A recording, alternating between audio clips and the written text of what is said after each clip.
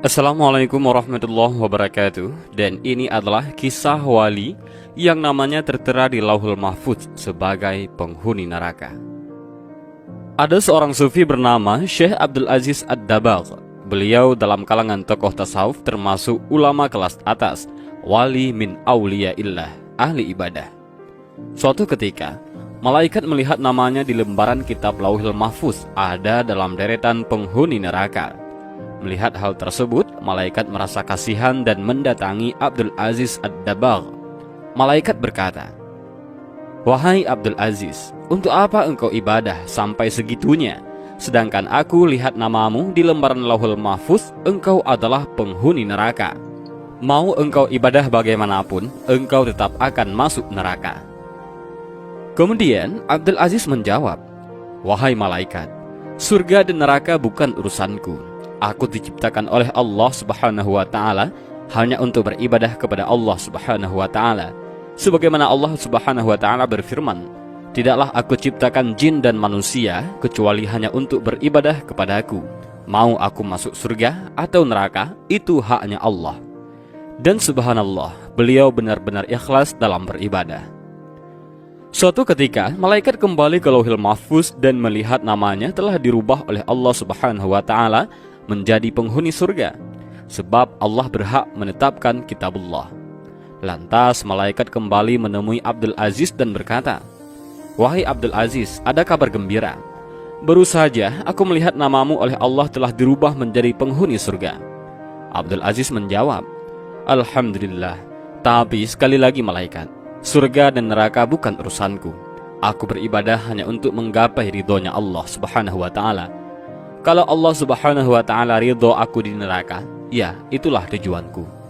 Malaikat pun takjub dengan keikhlasan Abdul Aziz dalam beribadah dan berkata, "Wahai Abdul Aziz, ikhlasmu inilah yang membuat Allah ridho dan merubah namamu menjadi penghuni surga."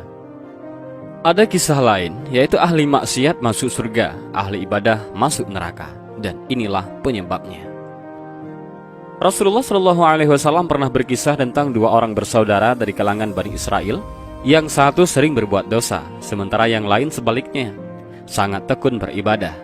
Yang terakhir disebut ini rupanya tidak henti-hentinya menyaksikan saudaranya itu melakukan dosa hingga mulutnya tak betah untuk tidak menegur. "Berhentilah," sergahnya. Teguran itu seolah hanya masuk melalui telinga kanan dan keluar lagi lewat telinga kiri. Perbuatan dosa berlanjut dan sekali lagi tak luput dari mata saudaranya yang rajin beribadah. "Berhentilah," serunya kembali. Si pendosa lantas berucap, "Tinggalkan aku bersama Tuhanku. Apakah kau diutus untuk mengawasiku?" Saudara yang ahli ibadah pun menimpali, "Demi Allah, Allah tidak akan mengampunimu. Allah tidak akan memasukkanmu ke surga." Kisah ini tertuang dalam sebuah hadis sahih yang diriwayatkan Abu Daud dan Ahmad. Lanjut dari ceritanya, tatkala keduanya meninggal dunia, keduanya pun dikumpulkan di hadapan Allah Subhanahu wa Ta'ala. Kepada yang sungguh-sungguh beribadah, Allah mengatakan, "Apakah kau telah mengetahui tentangku?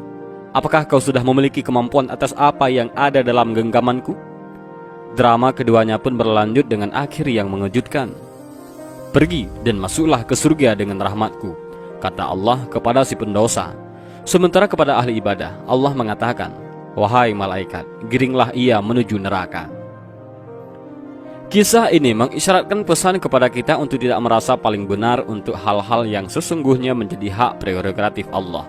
Tentu, beribadah dan meyakini kebenaran adalah hal yang utama, tapi menjadi keliru tatkala sikap tersebut dihinggapi takabur dengan menghakimi pihak lain. Apakah ia bahagia atau celaka di akhirat kelak? Sebuah kata bijak menyebutkan, perbuatan dosa yang membuatmu menyesal jauh lebih baik ketimbang beribadah yang disertai rasa ujub. Hadis sahih lainnya yang diriwayatkan oleh Muslim menjelaskan peristiwa ini terjadi pada umat Bani Israel. Dan demikianlah kisah dan video singkat ini, mudah-mudahan ada manfaatnya bagi kita semua. Amin ya rabbal alamin. Allahu a'lam bishawab. Assalamualaikum warahmatullahi wabarakatuh.